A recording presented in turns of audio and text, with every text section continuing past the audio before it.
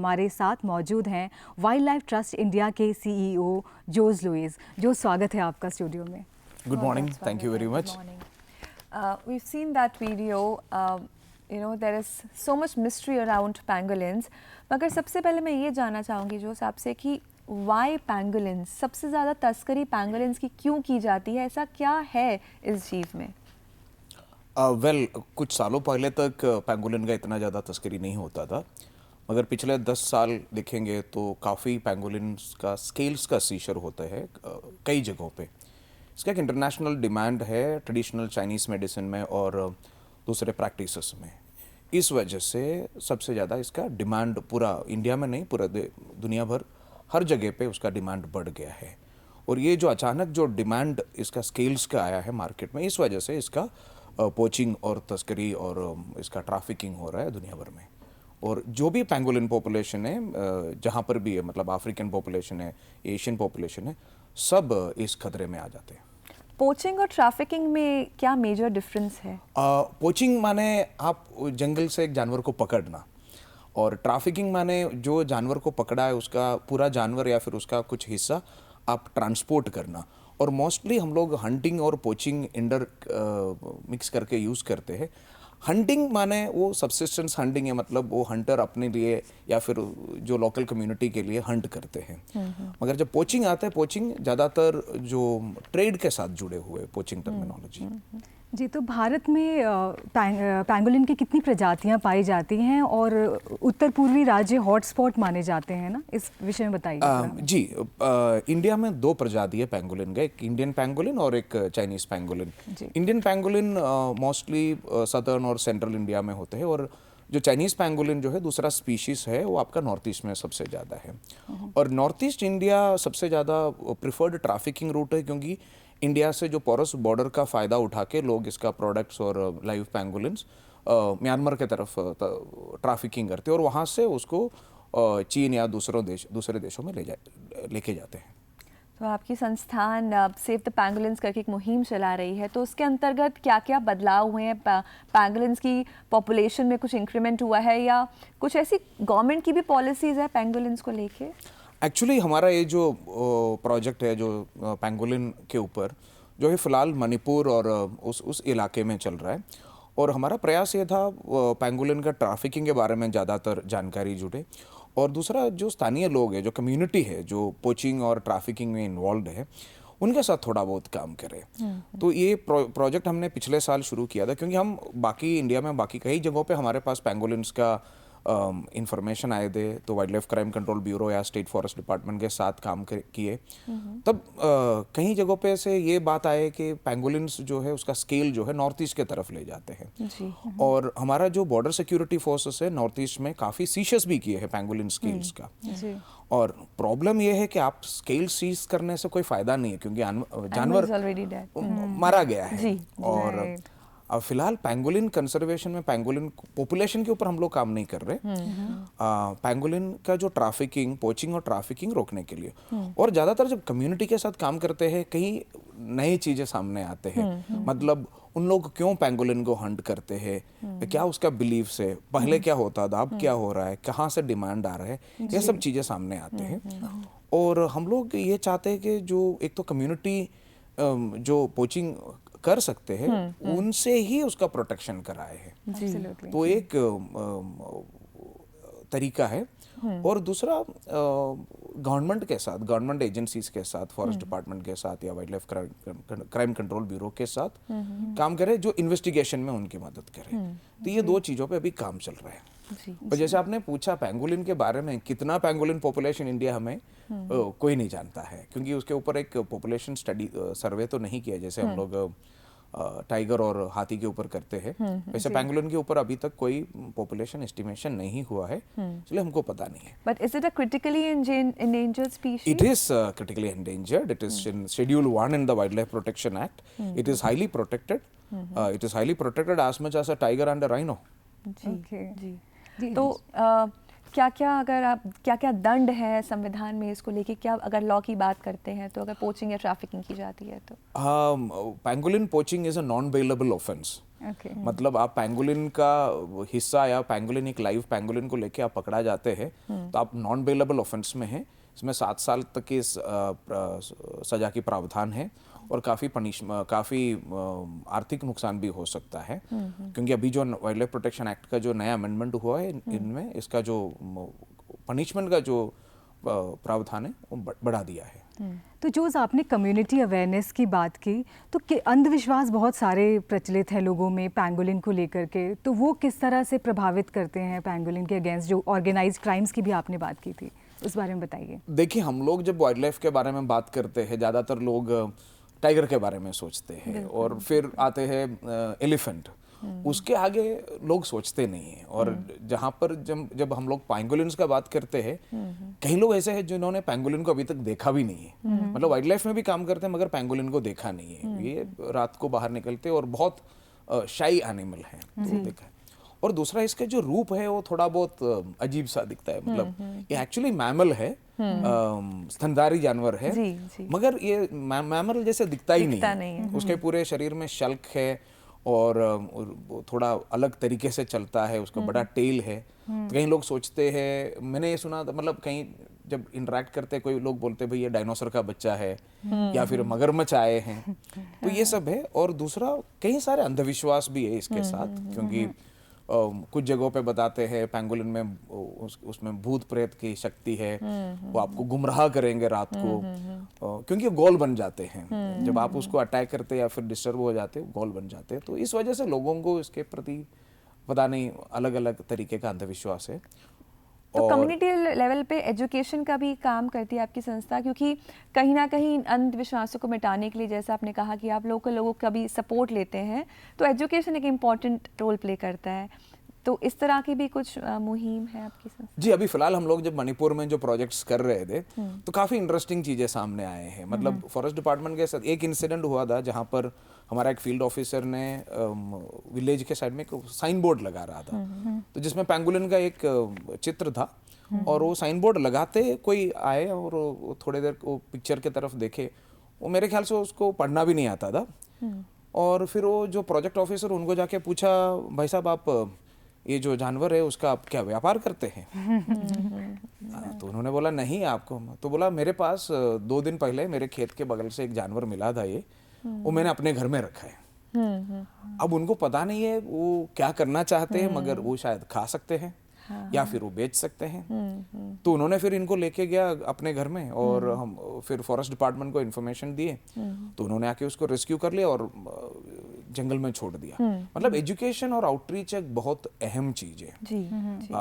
एक तो आप कम्युनिटी को बताते हैं भाई इनमें कुछ ऐसे कोई औषधिक गुण नहीं है जिससे आपका हर एक बीमारी का हल हो सकता है, या फिर इसका जो व्यापार जो कर रहे हैं तो उसमें आपको सजा मिल सकती है, ये चीज बताना जरूरी है। और दूसरा, एक स्पीशीज है जो हमारा कंट्री में है, इसको कंजर्व करना भी हमारा जिम्मेदारी कर्तव्य है, कर्तव्य जिम्मेदारी है। जी। तो साथ ही साथ जो ये भी जानना ज़रूरी है कि इकोसिस्टम में बहुत ही इंपॉर्टेंट रोल है पैंगोलिन का, तो क्या रोल प्ले करते हैं इकोसिस्टम में पैंगोलिन? एक्चुअली जैसे आपने देखा, एक ग्राउंड ड्वेलिंग जानवर है जो भूमि के नीचे अपना बील बना देते हैं। तो एक तो है कि वो टर्माइट्स को खाते हैं, सबसे बड़ी इंपॉर्टेंट उसका रोल है, टर्माइट्स और एंट्स को खाते। तो एक प्रेडेटर एनिमल है, तो अपना वो इकोसिस्टम रोल तो वहाँ पर वो निभा देते।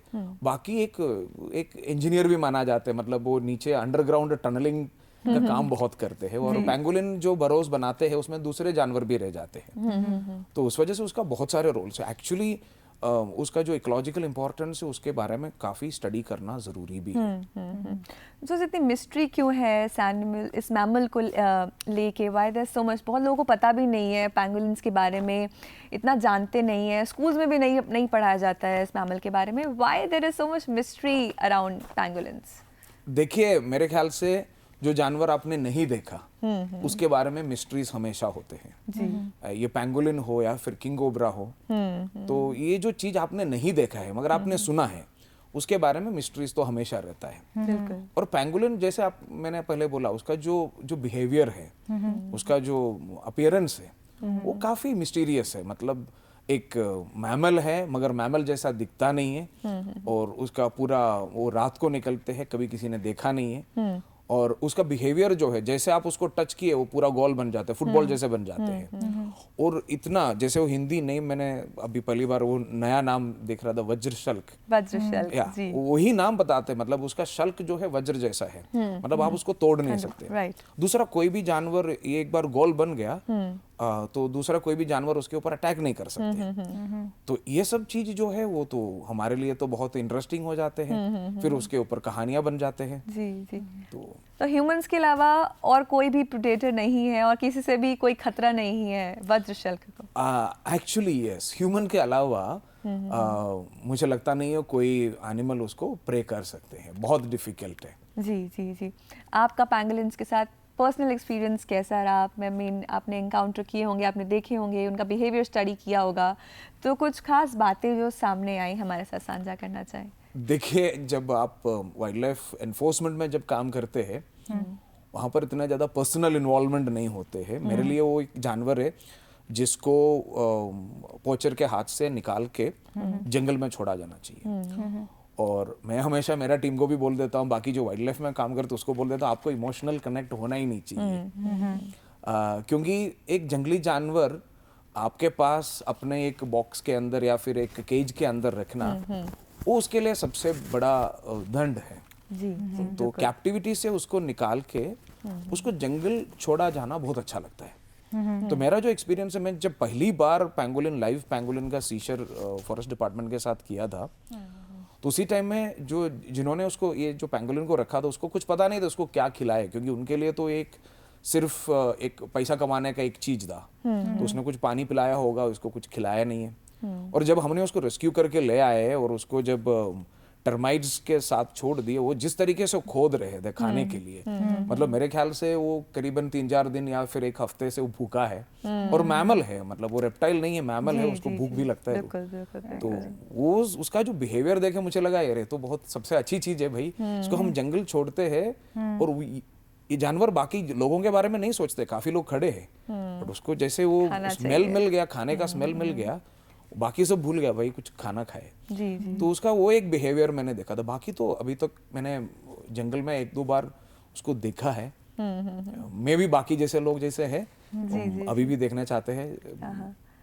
अगर पोचिंग और ट्रैफिकिंग की बात करते हैं तो 2 प्रजातियां हैं वज्रशल्क की, इंडियन और चाइनीज। तो ज़्यादा किसकी तस्करी होती है? और जो जहाँ पर मिले उसकी तस्करी होते हैं, इसमें कोई भेदभाव नहीं है। जहाँ पर नॉर्थ ईस्ट में आपको पैंगोलिन चाइनीज स्पीशीज मतलब चाइनीज पैंगोलिन मिलते हैं, उसका पोचिंग होगा। जहाँ पर मेनलैंड में आपका साउथ इंडिया, सेंट्रल इंडिया में आपका जो इंडियन स्पीशीज है, दोनों का शिकार होते हैं। जो शिकारी जो है या पोचर जो है वो कभी ये नहीं देखते हैं वो इंडियन पैंगोलिन है कि चाइनीज पैंगोलिन है। जी, तो किसी भी प्रकार का पैंगोलिन हो, बस पैंगोलिन होना चाहिए। तो जो भी हमारा कार्यक्रम देख रहे हैं, जो कम्युनिटीज देख रही हैं, उनको क्या संदेश देना चाहेंगे आप कार्यक्रम के माध्यम से? बस मैं ये बताना चाहता हूँ, पैंगोलिन का कोई मेडिसिनल वैल्यू है ही नहीं उसका मांस का। और इसका जो शल्क जो है, उसका जो स्केल्स जो है, इसका व्यापार करना एक दंडनीय अपराध है। और यदि आप पकड़े जाते हैं, सिर्फ आपके पास एक स्केल भी हो, क्योंकि हमारा जो वाइल्ड लाइफ प्रोटेक्शन एक्ट में एक चीज नहीं बताया भाई आपके पास क्वांटिटी कितना है। यदि आप एक स्केल भी लेके पकड़ा जाता है, आप एक नॉन बेलेबल ऑफेंस कमिट करते हैं, तो ये आप बिल्कुल मत करिए। और दूसरा एक नॉक्टर्नल रेयर एंडेंजर्ड एनिमल है, इसको संभालना, इसको आगे वाले जो जनरेशन है उसके लिए संभाल के रखना आपका काम है। और वो हम लोग जो विलेज एरिया और फॉरेस्ट एरिया में जो लोग रहते हैं वही कर सकते हैं। और खास कर मोस्टली जो पैंगोलिन जो है वो खेतों में मिलते हैं। जी। तो किसान जो है जब पैंगोलिन को देख के वो डरे मत, ये आपके ऊपर कोई अटैक नहीं करेगा, नहीं है कोई भूत और कोई वेनमस भी नहीं होता है, किसी प्रकार का कोई नुकसान नहीं देता है। हार्मलेस है एनिमल, आपको कुछ नहीं कर सकते हैं। क्योंकि वो चींटी खाते हैं, इसलिए उसका जो पूरा मुंह का जो शेप भी है जैसे कॉनिकल है उसका, मतलब वो आपको काट भी नहीं सकते। जी जी जी। जो एक बार अगर पोचिंग की वापस से बात करें तो आजकल ऑनलाइन माध्यम से भी यूट्यूब पे इस तरह की ट्रैफिकिंग और पोचिंग हम देख रहे हैं, तो उससे लड़ने के लिए क्या कुछ प्रावधान है? जब आप ऑनलाइन ट्रेड के बारे में बात करें, एक चीज़ मैं एक इंसिडेंट ही बताना चाहता हूँ। हमने एक बार यूट्यूब में हमारा जो साइबर स्पॉटर्स टीम है उन्होंने देखा था एक एनफोर्समेंट में जो काम करते एक पुलिस फोर्स में एक बंदा काम करता था। उन्होंने यूट्यूब में पैंगोलिन स्केल बेचने का कुछ कोशिश किया था। तो ये जो पुलिस कर्मचारी है वो कोई विलेज से है, सेंट्रल इंडिया से। तो उनको कहीं से पता चल गया भाई पैंगोलिन का स्केल्स का काफ़ी भाव है। तो उन्होंने यूट्यूब में आया, मतलब वो अपना पोस्ट किया, फिर लोगों को बताने लगे भाई मेरे पास पैंगोलिन स्केल्स है। तो जो ऑनलाइन माध्यम जो है, ऑनलाइन प्लेटफॉर्म से, जो आपका सोशल मीडिया नेटवर्किंग साइट से या फिर यूट्यूब टाइप का साइट से या फिर आपका जो कम्युनिकेशन टूल्स है जैसे कि व्हाट्सएप है और बाकी दूसरा जो 1-to-1 कम्युनिकेशन, ये सब चीज़ों का इस्तेमाल आजकल वाइल्ड लाइफ ट्रैफिकिंग में यूज़ किया जाता है क्योंकि यहाँ पर अनोनिमिटी है। और जैसे आप अपने पास जो प्रोडक्ट है आप पोटेंशियल बायर को तुरंत दिखा सकते हैं लाइव वीडियोस में। और आपके पास पेमेंट्स का काफ़ी माध्यम है, मतलब आप ऑनलाइन वॉलेट्स का यूज़ कर सकते हैं। तो इस वजह से आजकल वाइल्ड लाइफ ट्रेड ऑनलाइन बहुत तो किसी ने अगर ऑनलाइन बुक कर दिया तो उसको किस तरह भिजवाया जाता है, क्योंकि ट्रेस होता है, अगर आप कुरियर वगैरह कुछ ऐसा करते हैं, that can also be traced. Interestingly कल एक इंटरपोल का मीटिंग हो रहा था, wild life crime working group, तो हम उसमें डिस्कस यही कर रहे थे जो आपका ट्रेसेबिलिटी कैसे है। मतलब आप जब कोई भी चीज बुकिंग करते हैं आप उसको उसमें डिक्लेरेशन तो नहीं देते ना, पैंगोलिन स्केल से या फिर टाइगर प्रोडक्ट से। और आजकल ऑनलाइन शॉपिंग इतना ज़्यादा हो गया है, वॉल्यूम ऑफ बॉक्सेस, मतलब एक एनफोर्समेंट ऑफिसर बता रहा था पहले इतना प्रोडक्ट्स नहीं आते थे हमारे पास डेली चेकिंग करने के लिए। मतलब आज के तारीख में ऑनलाइन शॉपिंग इतना ज़्यादा हो गया, उनके पास बहुत सारे बॉक्सेस आते हैं चेक्स करने के लिए। और ज़्यादातर इन लोग एक्सरेज का यूज़ करते हैं और एक्सरे में भी उसको कंसील करने के लिए बहुत सारे तरीके होते हैं, मतलब प्रोडक्ट्स जो है दूसरे चीज़ों के साथ मिक्स करते हैं। तो इस वजह से ऑनलाइन माध्यम से मतलब जो ट्रैफिकिंग टाइम पे उसको पकड़ना बहुत मुश्किल रहता है। एक पॉसिबिलिटी है जब आप लाइव एनिमल्स को ट्रांसपोर्टिंग करते हैं कुरियर के थ्रू, और जैसे ज़्यादातर रेप्टाइल्स का स्मगलिंग करते हैं, स्नेक्स और लिजर्ड्स, तब वो बॉक्सेस के ऊपर छेद रहते हैं और जब जिंदा जानवर रहता है कुछ फ्लूइड आ जाते हैं। तो इस वजह से किसी को शक हो गया तो वो पकड़ लेते हैं। या फिर काफी जानवर आपने पैक करके भेज दिया, उसमें से एक आज मर गया, बदबू आने लगी, तो एक चांस अपॉन रिकवरी होते हैं। तो कल जिन्होंने डिस्कस करा तो उन्होंने बोला इंटरनेशनली भी उनके सामने ये समस्या बहुत है। तो ऑनलाइन माध्यम आजकल बहुत बड़ी एक समस्या है, बून है तो प्रॉब्लम्स भी हैं। पोचिंग से रिलेटेड एक OTT पे वेब सीरीज भी आई थी जिसका जो मुख्य किरदार है वो आपसे प्रेरित था, तो उसके बारे में भी कुछ बताना चाहेंगे?